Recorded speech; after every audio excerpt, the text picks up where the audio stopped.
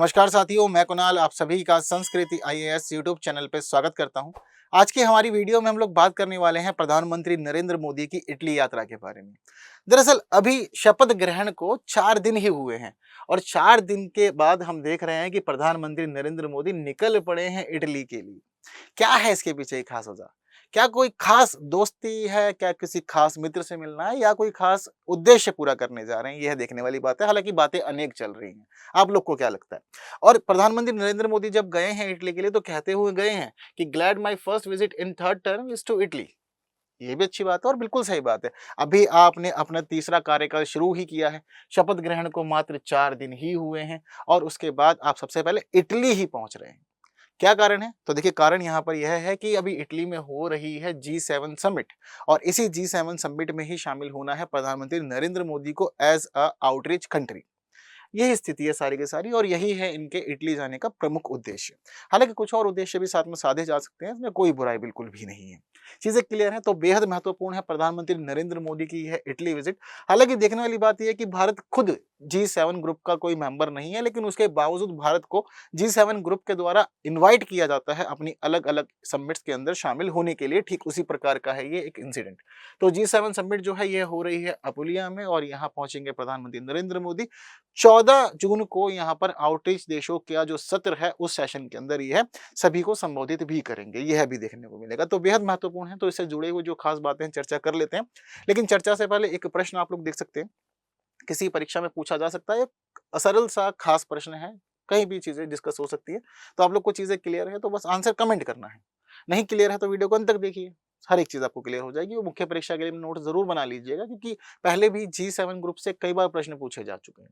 आगे बढ़ते हैं, मामले को समझना शुरू करते हैं। तो देखिए फिलहाल इटली में जो यह G7 देशों का सम्मेलन हो रहा है, यह है G7 ग्रुप का 50वां शिखर सम्मेलन है।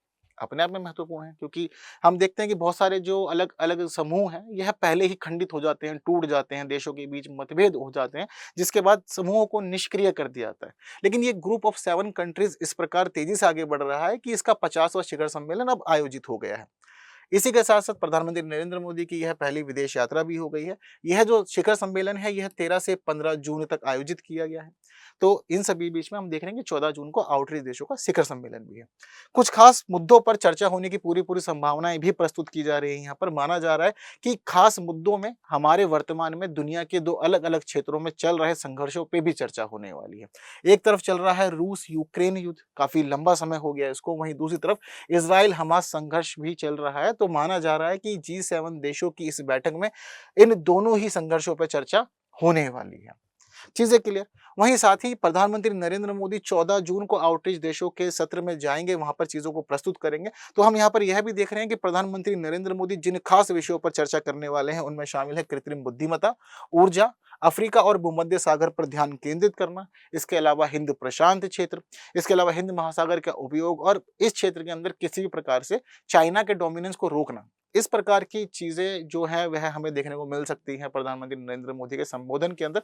हालाँकि चीन वाला मुद्दा हमें डायरेक्टली देखने को नहीं मिलेगा, लेकिन फिर भी इनडायरेक्टली बैलेंस करने की जो अप्रोच है प्रधानमंत्री की, वह हमें यहाँ देखने को बिल्कुल मिल जाएगी। अब हम देख रहे हैं कि भाई युद्धों को लेकर के खास चर्चा होने की पूरी संभावना है, लेकिन प्रधानमंत्री नरेंद्र मोदी के लिए क्यों माना जा रहा है कि वह इस मुद्दे पर चर्चा करने से बचेंगे? इसके पीछे एक बड़ा रीज़न मैं आपको बताऊँ, जिस समय रशिया-यूक्रेन वॉर शुरू हुआ था, उसके बाद ही प्रधानमंत्री नरेंद्र मोदी ने यह क्लियर कर दिया था कि देखो वो सिर्फ समझा सकते हैं और भारत की स्थिति शुरुआत से रही है, हम लोग कभी भी युद्ध का समर्थन नहीं करते हैं, ये हमारी खास बात है। हम लोग कभी नहीं कहा कि युद्ध करो, जाओ, मारो, मरो, जो करना है करो। और प्रधानमंत्री ने खुद अपने शब्दों में कहा था that this is not the era of war. यह युद्ध का युग नहीं है, ये आपको समझना होगा। हालाँकि दोनों देशों के जो प्रमुख हैं उनसे भी बातचीत की थी, लेकिन अभी तक यह युद्ध समाप्त नहीं हो पाया है। और साथ-साथ इज़राइल-हमास वॉर जो चल रहा है उस पे भी हम लोग पूरी तरह तटस्थ हैं, क्योंकि युद्ध वाली स्थिति में हम आपको सपोर्ट नहीं करेंगे। हाँ, इसके अलावा ऊर्जा पे बात करनी है आपको, आपको संसाधनों पे बात करनी है, आपको खाद्य सुरक्षा पे बात करनी है, आपको जलवायु परिवर्तन पे बात करनी है, आपको साझे हित देखने हैं, आपको नवीकरणीय ऊर्जा पे बात करनी है, आप करो। भारत हर क्षेत्र में तैयार है, भारत आपसे सारी बातचीत करेगा। बिल्कुल बैठ के बात करेगा और एक भी क्षेत्र में पीछे नहीं हटेगा, ये भारत की गारंटी है। ये मोदी की गारंटी है, ये हमें हमेशा ही हर जगह पे देखने को मिला है। तो यह रहे हैं फिलहाल की हम लोग की चर्चा में क्यों हैं, हर एक बात आपको मैंने क्लियर कर दी है। इसके साथ-साथ जो प्राथमिकताएं हैं इस पूरे G7 समिट की, आपको वह भी समझना होगा। इस बार का जो G7 समिट है उसके लिए माना जा रहा है कि यह एक प्रकार का एक ब्लॉक एजेंडा आइटम होगा, जिसमें G7 और सभी आउटरीच देश अपने विचार और दृष्टिकोण को साझा करेंगे। ये बातें हमें बताई जा रही हैं हमारे विदेश सचिव विनय क्वात्रा साहब के द्वारा। ठीक है। कुछ खास मुद्दे जो चर्चा में रहेंगे पूरी तरह से इस G7 समिट में, उसमें से कुछ तो मैं आपको बता ही चुका हूँ। जैसे कि दोनों जो वॉर्स चल रही हैं वर्ल्ड के अलग-अलग एरियाज़ के अंदर, उन वॉर्स को लेकर के चर्चा होने की पूरी संभावना है यहाँ पर। और साथ-साथ ये भी है कि जो वॉर चल रही है इनके लिए एक शांति सम्मेलन भी आयोजित किया गया है, तो उसका भी खास महत्व रहने वाला है इस पूरे के पूरे शिखर सम्मेलन के लिए।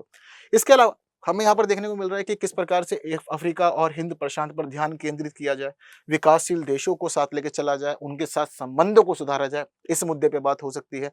प्रवासन हम देख रहे हैं कि पूरी दुनिया में तेजी से हो रहा है, तो चीज़ों को कैसे बैलेंस किया जाए। वहीं प्रवासन और जलवायु और खाद्य सुरक्षा के साथ इसके क्या-क्या संबंध हैं, कैसे चीज़ें जुड़ रही हैं आपस में और कैसे चीज़ों को सुधारा जा सकता है, इस पे खास चर्चा होने वाली है।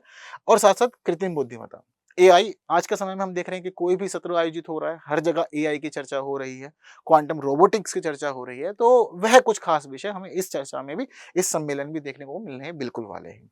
तो यह खास प्रमुख विषय है जिनके ऊपर इस सम्मेलन में होगी चर्चा, और सभी देश करेंगे मिलजुल के, चाहे यह सार्वजनिक सामूहिक रूप से करें या फिर अपनी वार्ताओं के दौरान करें, जो द्विपक्षीय वार्ताएं होती हैं वहां पर भी ये सभी मुद्दे उठेंगे और आपस में सभी देश जो है ये अनेक समझौते भी करेंगे, ये भी हमें अंत में देखने को मिलने वाला है। फिलहाल हम बात करते हैं बैठकों की, तो कुछ खास बैठकें आयोजित होंगी। जितने देश यहाँ पर पहुँचते हैं, ये हमेशा ही रहा है रिवाज कि भाई जो-जो देश पहुँचे हैं किसी भी सम्मेलन के अंदर, आपसी हितों को हमेशा ये मिलाने का प्रयास करते हैं। क्योंकि यहाँ पे क्यों गए हैं? ऐसा तो है नहीं कि हाँ जी ठीक है जी, चलो जी चल रहे हैं इटली की तरफ, थोड़ा घूम आएँगे, इसके शहर दिखाएँगे, बड़ा सुना है इटली के बारे में। ये सब नहीं होता। क्या होता है? दोनों देशों के प्रमुख जो होते हैं वह द्विपक्षीय वार्ताओं में बैठते हैं, सत्र में सब साथ-साथ बैठते हैं और साझे हितों की बातें करते हैं। द्विपक्षीय बैठकों में बैठ कर के बातें करते हैं कि हाँ, हम दोनों के हित कहाँ-कहाँ पर मिल रहे हैं, कौन-कौन से क्षेत्र हैं जहाँ हम लोग मिल के सोच सकते हैं। तो ठीक वही स्थिति है। प्रधानमंत्री नरेंद्र मोदी बात करेंगे इटली के प्रमुख मेलोनी से। हालाँकि दोस्ती भी अच्छी है, मित्रता घनिष्ठ है इनके आपस में, तो संबंध और अच्छे होंगे, इसकी भी पूरी संभावना है। इसके अलावा रणनीतिक साझेदारी को लेकर के, इसके अलावा साझे हितों को लेकर के, इन्वेस्टमेंट्स को लेकर के, नई तकनीकों की तरफ आगे बढ़ने के लिए, ऊर्जा के लिए, इन सभी मुद्दों पे भी बात होगी। यह सब भी हमें यहाँ पर देखने को मिल जाएगा। इसके अलावा सिर्फ ये बात इटली की प्रमुख से मेलोनी से ही नहीं करने वाले, इसके अलावा G7 के जो बाकी सभी देश हैं उनके साथ भी इनकी बातचीत होगी। तो G7 के जो बाकी देश हैं, हम लोग देखते हैं कि उसके अंदर कनाडा का नाम शामिल है। कनाडा के साथ फिलहाल हमारी थोड़ी तनातनी सी चल रही है। हम सभी को पता है कि खालिस्तान के मुद्दे की वजह से हम लोग का मामला जो है थोड़ा-सा गड़बड़ा गया है अभी ना। तो दोनों देशों के बीच अच्छे खासे चल रहे संबंध बहुत खराब से हो गए हैं, हमें ये देखने को मिल रहा है। तो उम्मीद की जा रही है कि ट्रूडो साहब और मोदी साहब दोनों बैठेंगे, बातचीत करेंगे और सुलझाएँगे सारा मुद्दा। एक तरफ देखने को मिल रहा है कि खालिस्तान को लेकर के काफ़ी बढ़ावा भी दिया जा रहा है कनाडा के अंदर। हम नहीं चाहते कि ऐसा कुछ हो। बीते दिनों एक खास इंसिडेंट ये भी आया है कि कनाडा के अंदर एक प्रतिमा थी महात्मा गांधी की, उसको भी ध्वस्त कर दिया गया है, तोड़ दिया गया है। तो इस प्रकार के जब इंसिडेंट्स होते हैं किसी देश में, तो दोनों देशों के जो प्रमुख होते हैं आपस में चिंताएं भी दिखाते हैं, क्योंकि ये गड़बड़ हो रहा है दूसरे देश के किसी भी संकेत को लेकर के, प्रतीक को लेकर के। राष्ट्रपिता है महात्मा गांधी हमारे, उनके प्रतीक को तोड़ दिया गया, तो बड़ी दिक्कत वाली बात है अपने आप में ये। तो कनाडा को लेकर के कुछ खास मुद्दे हैं। वहीं इसके अलावा देखो यूनाइटेड स्टेट्स ऑफ अमेरिका भी है भाई, इस वर्ष यहाँ पर होने वाले हैं इलेक्शन। इसके अलावा कुछ खास रणनीतिक मुद्दों पर ये चर्चा अवश्य ही करने वाले हैं। इटली के प्रमुख जहाँ पर हो रहा है ये है पूरा सम्मेलन, उनसे तो बातचीत खास होने ही वाली है। बाकी जर्मनी, फ्रांस, जापान, यूके, सब कुछ अभी ठीक-ठाक चल रहा है, ऐसी कोई दिक्कत वाली बात नहीं है, लेकिन बैठेंगे ज़रूर, कुछ मुद्दे ज़रूर उठाएँगे और कुछ विषयों पे साझेदारी ज़रूर दिखाएँगे। ये चीज़ें होने वाली है। हालाँकि प्रमुख विषय क्या रहेंगे उसको लेकर के तो सारा मामला बाद में ही क्लियर होगा, इन्होंने आपस में सोच रखा होगा कि ये मामला करना है। हम लोग अंदाज़ा लगा सकते हैं कि इस विषय बात होगी, जैसे यूएस के इलेक्शन और कनाडा में खालिस्तान का मुद्दा। बेहद चर्चा का विषय जनरली बना रहता है। वहीं इसके अलावा हम देख रहे हैं कि आउटरीच देश भी काफ़ी पहुँच रहे हैं, जैसे कि भारत खुद एक आउटरीच देश है, तो हम लोग जाएँगे तो हम भी बातचीत कर रहे हैं। इसके अलावा और भी आउटरीच देश आ रहे हैं, कौन-कौन से? अल्जीरिया आ रहा है। अल्जीरिया के अलावा हम लोग अगर यहाँ पर देखें तो हमें देखने को मिल रहा है कि अर्जेंटीना है, ब्राज़ील है, मिस्र है, केन्या है, मॉरिटानिया है, सऊदी अरब है।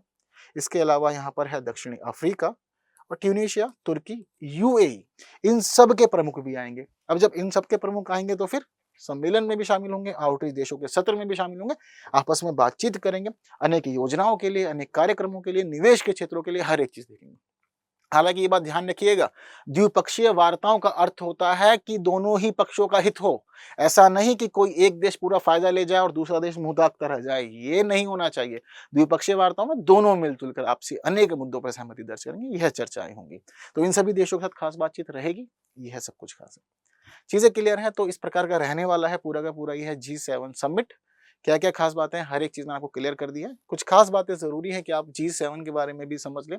हाँ, मुझे पता है कि आपको बहुत सारी चीजें क्लियर है, पढ़ते रहते हो जनरली ना, G7, G20, सार्क, आसियान, ये है हम लोग के रिदम में रहते हैं। पर फिर भी एक बार रिवाइज कर लेते तो बुरा ही नहीं है। जैसे कि G7 जो है, यह है दुनिया की 7 अत्याधुनिक अर्थव्यवस्थाओं का समूह है, जिसका ग्लोबल ट्रेड और अंतर्राष्ट्रीय फाइनेंसिंग सिस्टम पर दबदबा बना हुआ है। G7 ग्रुप ऑफ 7 कंट्रीज के रूप में इसको जाना जाता है। इसके सदस्य हैं Canada, France, Germany, Italy, Japan, Britain और अमेरिका। हालांकि एक स्थिति इसमें यह हुई थी कि G7 ग्रुप जो है बीच में G8 ग्रुप हो गया था, क्योंकि उस समय रशिया शामिल हो गया था वर्ष 1998 में।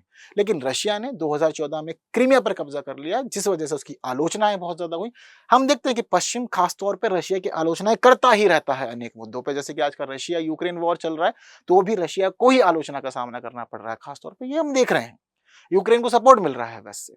ठीक वही स्थिति है, इसने कब्जा किया तो ठीक है, इन्होंने सबने विरोध किया और G7 ग्रुप जो मतलब उस समय जो G8 ग्रुप था, उससे रशिया निकला और बाद में ये फिर एक बार अपने G7 ग्रुप में ही लौट गया था।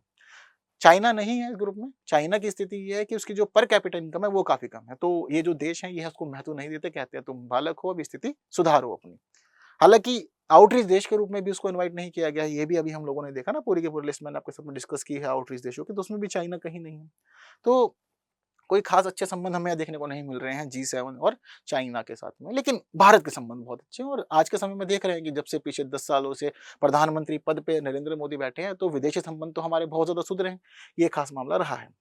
इतनी चीजें सारी क्लियर है आपको, तो किस प्रकार से G7 बना था वर्ष 1975 में, कैसे यह G7 से G8 हुआ, वापस G7 हो गया, सब चीजें क्लियर हो गई हैं आपको। ठीक है, तो यह है पूरा का पूरा मामला G7 समिट 2024 इटली का।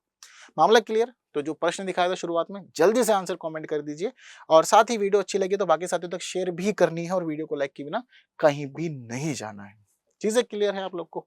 बढ़िया। प्रश्न का उत्तर भी आप लोग को चाहिए होगा ना, अच्छा लगता है कि हाँ हम पढ़ रहे हैं, जान रहे हैं, समझ रहे हैं, तो उत्तर बता दीजिए। तो देखिए उत्तर भी आप लोग की स्क्रीन पर है। ठीक है, तो उम्मीद करता हूँ कि यह भी सही रहा होगा। तो बाकी बातें हम लोग करेंगे हमारी अगली वीडियो में कुछ नए विषयों को लेकर के, लेकिन तब तक के लिए दीजिए मुझे विदा। Thank you so much.